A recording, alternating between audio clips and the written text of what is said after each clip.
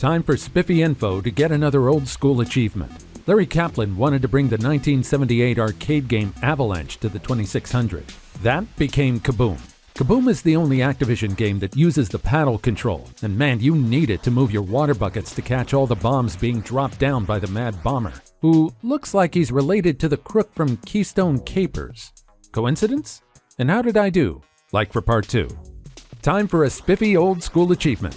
3,000 points earns this patch, and according to the point system, a perfect run to the top difficulty only gets you to 2,900 points.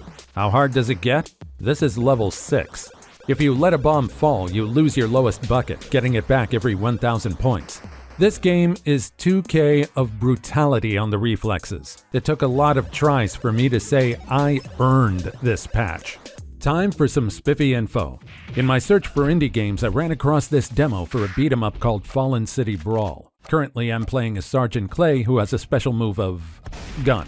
A game about 4 unlikely people banding together to take on the criminal underworld of the city. It wears its 80s and 90s arcade pedigree proudly, right down to the title screen saying insert coin instead of press start. But there's more, like for part 2.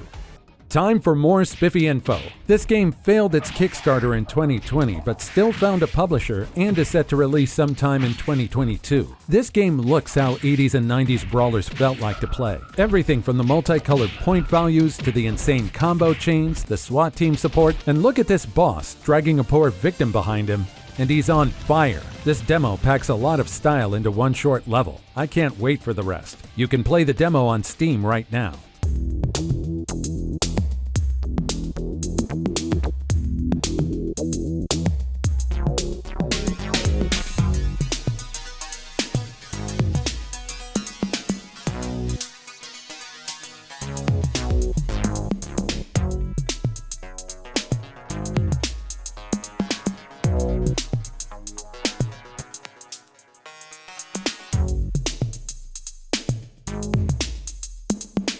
Time for some spiffy info.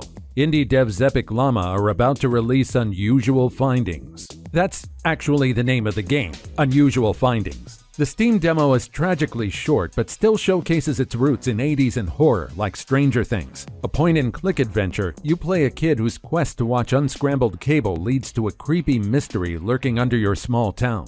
Does it succeed? Like for part 2. Time for more spiffy info. Nostalgia is a big theme in this game, and Epic Llama has its eyes on the past and their feet planted in the present. The retro pixel graphics have a modern color palette. The classic Sierra and LucasArts point-and-click interface promises that your choices have consequences like a Telltale game. A nice touch is clicking this icon to show all the objects you can interact with, without having to pixel hunt. The game is set to release sometime in 2022, but you can play the demo now. Time for some spiffy info. Toad from Super Mario may have recently gotten his own game, but one-person indie dev Bad Vertex brought their own mushroom hero to PC and Linux with sybil. Sybil needs to rescue her fungi and fungals from Lord Nutmeg and all his evil hogs. The early access demo sadly has only 2 levels, but it's enough to get you hooked. How does it play? Like, follow, and subscribe for part 2. Time for more spiffy info. Sybil looks and plays like a long-lost PlayStation 1 game. Its design, color, and animation are all very lively. You can even set the graphics from pristine to 90s-era texture wiggle. The controls are snappy, and you need that. This game is brutal, with a capital bruh. The only solace in the intense difficulty and multiple deaths is the numerous checkpoints and unlimited continues. Please like, follow, and subscribe for more videos. Time for some spiffy info.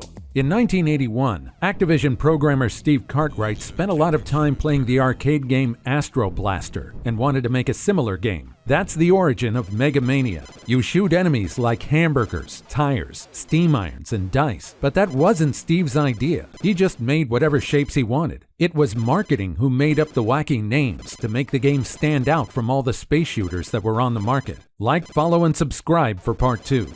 Time for more spiffy info. 45,000 points gets this game's patch. People either side with Spider Fighter or Mega Mania as Activision's top shooter, but I think Mega Mania is the easier game to pick up and play. The hard part is adjusting to the movement patterns of each wave, some predictable, some randomized. Getting a new ship every 10,000 points helps too, which really helped me earn this patch. Like, follow, and subscribe for more videos like this.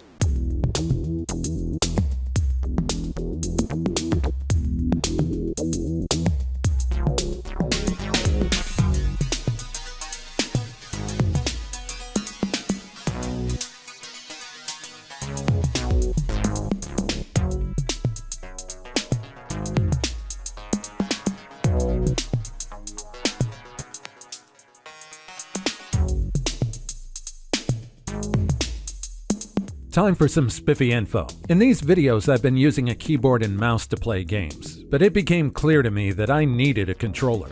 This is me unboxing a Nubwell NXJ1 Veras, part of the Nubwell X series. It seems to sell for as much as 750 baht, but I found a sale on Lazada for 279 baht. The Veras is wired with support for X input and D input. Like, follow, and subscribe for part 2.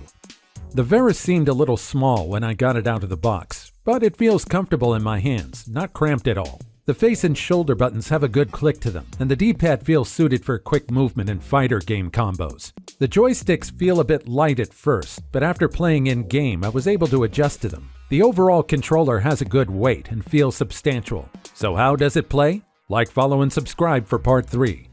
Since the Nubwell Veras is X input compatible, all I had to do was plug the controller in. Windows automatically detected it, and it played every game I threw at it. My only problem with it is the rumble. After a few seconds in any game with rumble, the vibration sticks and stays on. Pressing the home button twice disables it. If you don't care about rumble like me, so far this is an all-around good controller. Like, follow, and subscribe for more indie and retro gaming. Time for some spiffy info. Capcom just had their showcase of upcoming games, with one of the most anticipated being Street Fighter 6. However, that trailer has constant stinging reminders that Street Fighter shares the same world and characters as a game long overdue for some attention. Final Fight, the elder god among beat-em-ups. Is Final Fight destined to be sidelined by Street Fighter forever? Like, follow, and subscribe for part 2. Time for more spiffy info. While Capcom continued to make beat-em-ups for the arcade, Final Fight was relocated to the home console market. The SNES ports were a stumbling start, constrained by slower, censored single-player-only play, and omitted playable and on-screen characters, to 2 sequels, Final Fight 2 and 3, which showed improvements and even branching paths with 3. Can it get better? Like, follow, and subscribe for part 3.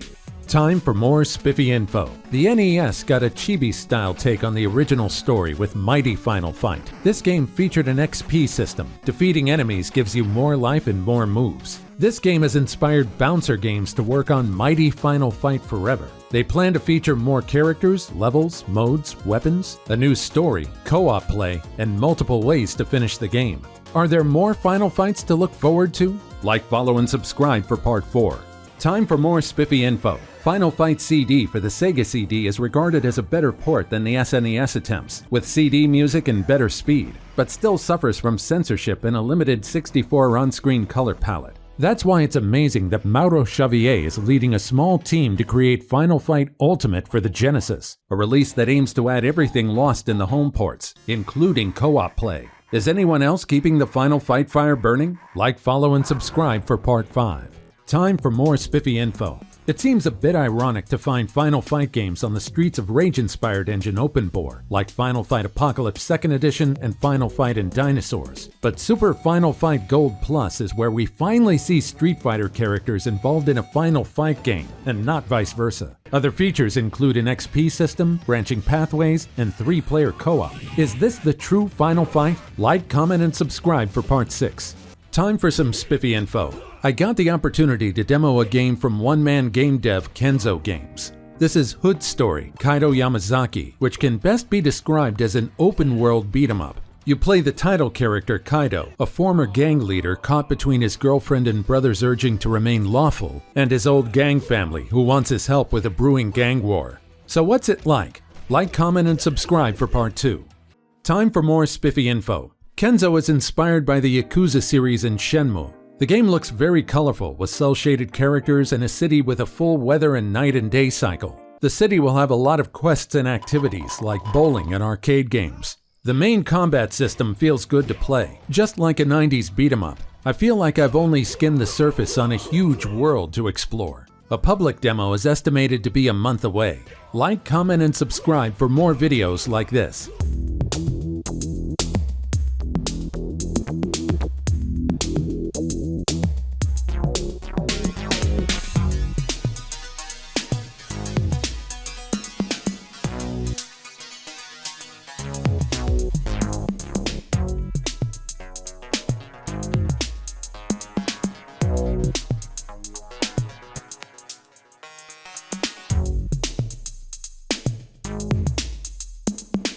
Time for some spiffy info, and get ready for some surprising revelations in this 8-part series about this. Yeah, I'm sorry, I couldn't resist. I mean, this is tennis. This is what Pong wants to be when it grows up. There's not much to it. You don't even use the button to hit the ball after you serve. Your guy just automatically hits it as you move around. I had to use the slower setting, but I won a set against the computer and earned this badge, so yeah. Like, comment, and subscribe for more videos. Time for some spiffy info.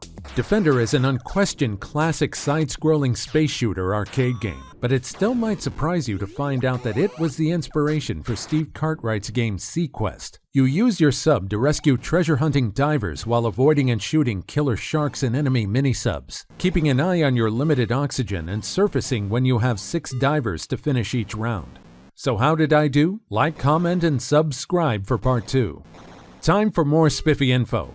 50,000 points earns this game's patch. The game has a steady difficulty ramp as the sharks and subs get faster. A diver at the edge of the screen is a big risk, not knowing if a shark or sub is going to pop out and claim one of your lives. You also have to be aware of when it's safe to surface for air, since a surfaced sub can come along and destroy you while you're stuck refilling your reserves. Earning this patch was a lot of fun. Like, comment, and subscribe for more videos like this. Time for some spiffy info. This is Dragster, and it's the shortest and simplest game in Activision's 2600 catalog. Only 2 controls, the fire button for gas and the left on the joystick to clutch and shift. You can challenge a friend to a drag race, but there's also a patch to earn on this game, if you can finish the race in under 6 seconds without blowing the engine. Quick and simple goal, but the history of the high score on this game is anything but simple. How so? Like, comment, and subscribe for part 2. Time for more spiffy info. This is Todd Rogers, nicknamed Mr. Activision, Toddzilla, or the king of video games. When he was 16, he claimed a time of 5.51 seconds on Dragster and was recognized by Activision, Twin Galaxies, and Guinness World Records.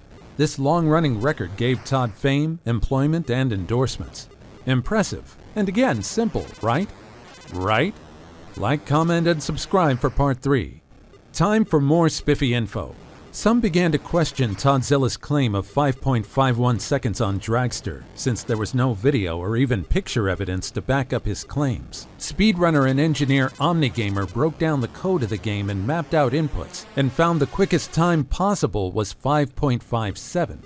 Self-taught engineer Ben Heck built a tool-assisted speedrun system for Dragster and brought Mr. Activision himself to consult and tweak the inputs, but they could still only achieve 5.57 seconds. Like, comment, and subscribe for part 4.